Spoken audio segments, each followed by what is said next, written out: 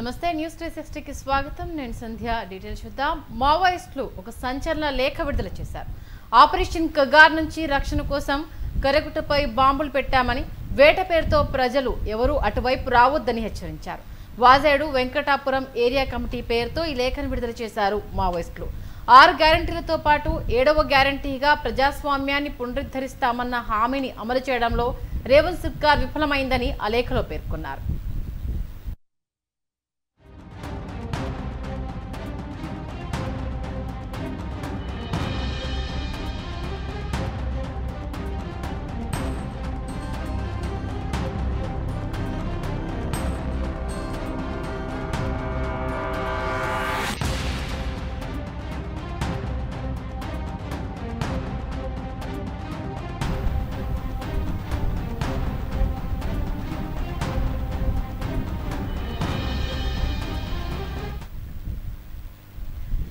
ఇప్పుడు మావోయిస్టులు రాసిన లేఖ సంచలనంగా మారిందని చెప్పుకోవాలి ప్రభుత్వానికి సంబంధించి గతంలో ఇచ్చిన హామీలను మర్చిపోయారు దాంతోపాటు 7వ హామీగా ప్రజాస్వామ్యాన్ని పునరుద్ధరిస్తామని మీరు చెప్పారు ఏమైంది అంటూ కూడా ఆ లేఖలో ప్రస్తావించడం జరిగింది ఇప్పుడు మావోయిస్టులు రాసిన లేఖ సంచలనంగా మారింది ఆపరేషన్ కగార్ నుంచి రక్షణ కోసం కరగుట్టపై బాంబులు పెట్టామని వేట పేరుతో ప్రజలు ఎవరు అటువైపు రావొద్దని హెచ్చరించారు వాజేడు వెంకటాపురం ఏరియా కమిటీ పేరుతో ప్రస్తుతం ఈ లేఖను విడుదల చేశారు మావోయిస్టులు 6 గ్యారెంటీలతో పాటు 7వ గ్యారెంటీగా ప్రజాస్వామ్యాన్ని పునరుద్ధరిస్తామన్న హామీని అమలు చేయడంలో రేవంత్ సర్కార్ విఫలమైందని ఆ లేఖలో పేర్కొన్నారు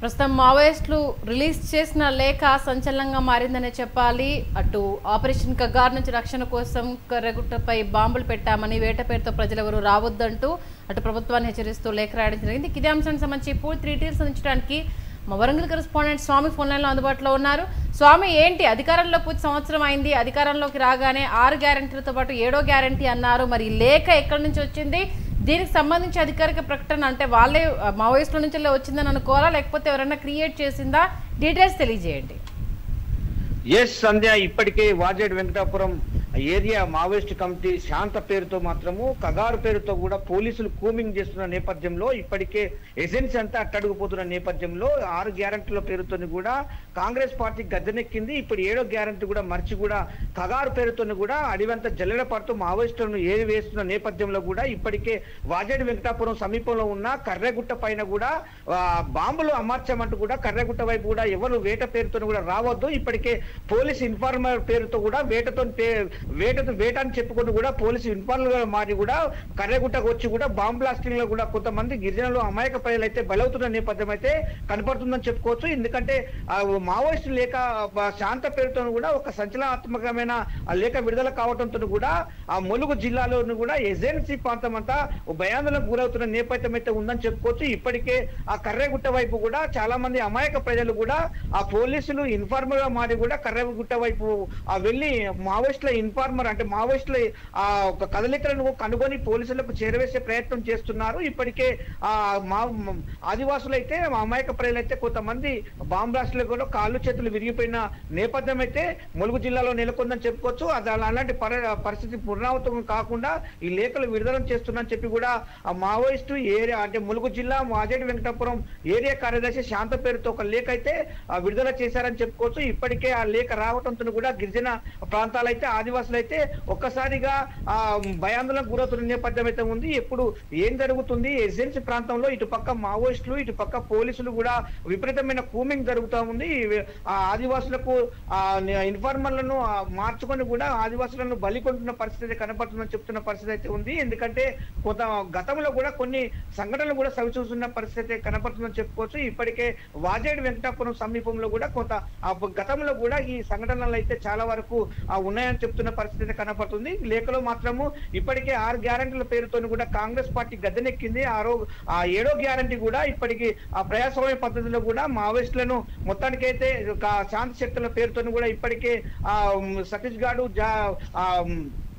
దంతెవాడ బీజాపూర్ జిల్లాలో కూడా శాంతి శక్తుల పేరుతో కూడా లేఖ విడుదల చేశారు. అదే విధంగా చూసుకుంటే మాత్రము ఇక్కడికైతే సమీపంలో అంటే ములుగు జిల్లా మొత్తానికి ఏజెన్సీ ప్రాంతమైన ఇటు గోదావరి పరివాహక ప్రాంతమైన మొత్తానికైతే పోలీసులకు మావోయిస్టులు కదలికలకు ఎప్పటికప్పుడు చేరవేయాలన్న నేపథ్యంతో కూడా అమాయక ప్రజలను గిరిజనులను ఎరచూపి డబ్బులకు ఎరచూపి మొత్తానికైతే కొంతమంది పోలీసులు ఇన్ఫార్మర్గా మార్చుకొని కూడా ఆ గోదావరి పరివాహక ప్రాంతం నుంచి అయితే మావోయిస్టులు అయితే ఎప్పటికప్పుడైతే వస్తున్నారు అని చెప్పి కూడా పోలీసులు అయితే డేగా కన్ను కూడా మావోయిస్టులు కదలికలు కనుక్కోవడానికి మొత్తానికైతే ఆదివాసులను అయితే అడవికి పంపించి కూడా వాటి కదలికలు కనుక్కోవడానికి అయితే వస్తున్నారు. అలాంటి పద్ధతులు మానుకోవాలి. ఇప్పటికీ కర్రెగుట్ట పైన బాంబులు అయితే అమర్చున్నది. ఎవరైతే వేట పేరుతో కూడా రావద్దని చెప్పి కూడా ములుగు అంటే వెంకటాపురం వాజేడు ఏరియా కార్యదర్శి శాంత అయితే ఒక లేఖ విడుదల చేసిన నేపథ్యం అయితే కనపడుతుందని చెప్పుకోవచ్చు సంధ్య.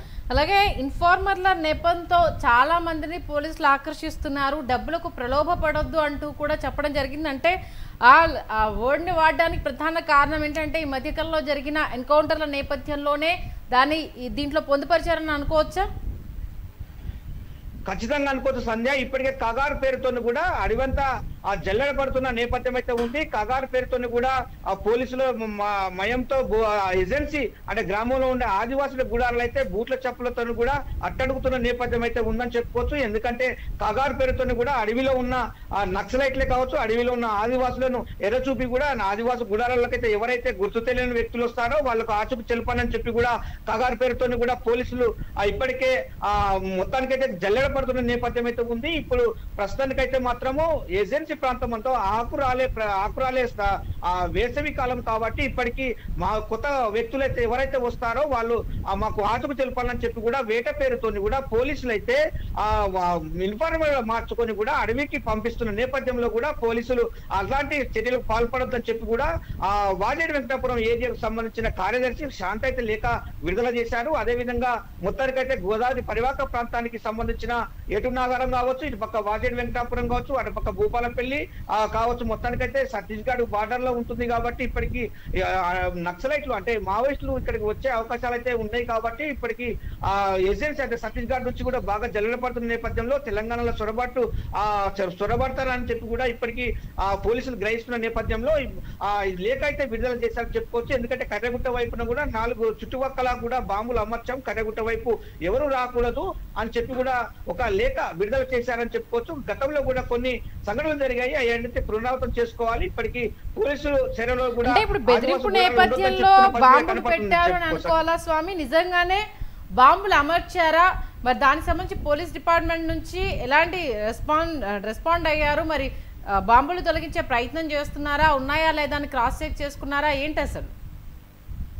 సంధ్య ఇప్పటికే చుట్టుపక్కల ఆ గుట్టలు కర్రెగుట్ట వైపులు కూడా 4 దిక్కుల అంటే 4 ఈస్ట్ వెస్ట్ నార్త్ సౌత్ లో కూడా ఆ దిక్కుల మాత్రం దట్టమైన అడవి ప్రాంతం ఉంటుంది. ఎందుకంటే ఆదివాసి గుడారాలు ఆ వంట చెరుకు కొరకు అంటే వంట చేసుకోవడానికి కట్టెల కొరకు అయితే మన జంతువులను వేటాడడానికైతే మాత్రము, అదే విధంగా పశువులను మేపడానికి కూడా మాత్రము గుట్టకు వెళ్లే పరిస్థితి అయితే ఉంటుంది. అక్కడికి రాకూడదు, అలాంటి పరిస్థితి ఇక్కడ కర్రెగుట్ట వైపు లేదు. ఎందుకంటే ఎప్పుడు ఏం అమర్చామో మాకు కూడా ఆ గుర్తు తెలియకుండా లేకుండా పోతుంది. కాబట్టి కర్రెగుట్ట చుట్టువైపు 4 ప్రాంతాలకు కూడా ఆ ఎల్ఈడీలు కావచ్చు, లేక బాంబులే కావచ్చు, లేకపోతే ఆ బాంబులు తయారు చేసిన డంపులే కావచ్చు అక్కడ ఉండొచ్చు. మరి అక్కడికైతే రావద్దని చెప్పి అయితే ఒక లేఖలో సంక్లిష్టంగా కూడా శాంత పేర్కొనడం జరిగింది. ఇప్పటికే పోలీసులు అయితే అక్కడ చుట్టుపక్కల ప్రాంతాలు అయితే ఆ యూనిఫామ్ మార్చుకొని ఆ గుట్టలను డంపులను కావచ్చు, లేకపోతే గుట్టల చుట్టూ మావోయిస్ట్ కదలికలను గుర్తించడానికి అయితే పంపిస్తున్న నేపథ్యం అయితే కనపడుతుందని వాళ్ళు ఊహించి మాత్రం ఈ లేఖ విడుదల చేశారని చెప్పుకోవచ్చు. ఎందుకంటే అక్కడ ఇప్పటి గతంలో కూడా కొన్ని సంఘటనలు జరిగిన నేపథ్యం అయితే ఉందని చెప్పుకోవచ్చు. ఆ సంఘటనలు కూడా అంటే గత ఒక 3 రోజుల క్రితం కూడా ఎల్ఈడి పేలి కూడా ఒక గిరిజన అమాయక గిరిజను కూడా కాలంతా నుదురుద్దైన పరిస్థితి కనపడుతుంది. ప్రస్తుతానికైతే అలాంటి ఘటనలు కూడా రాకూడదని చెప్పి కూడా ఒక శాంత లేఖలో పేర్కొంది. ప్రజాస్వామ్య పద్ధతిలో మొత్తానికైతే గడ్డనెక్కిన రేవంత్ రెడ్డి సర్కార్ అయితే ఒకసారి ప్రజాస్వామ్యబద్ధంగా ఆలోచించాలని చెప్పి కూడా చెప్తున్న పరిస్థితి కనపడుతుందని చెప్పుకోవచ్చు Sandhya. Okay, thank you Swamy.